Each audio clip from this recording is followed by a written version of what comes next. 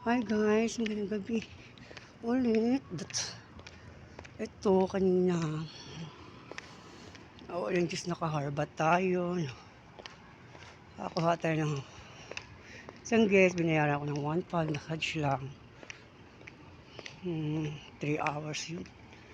Pagod na ako eh. Sana ako maglakad-lakad.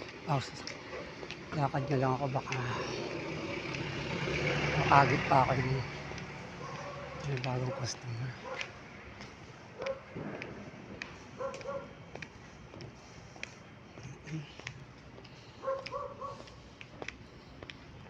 Kaya ito, pauwi na tayo. Walang Diyos. Tapos ng duty natin.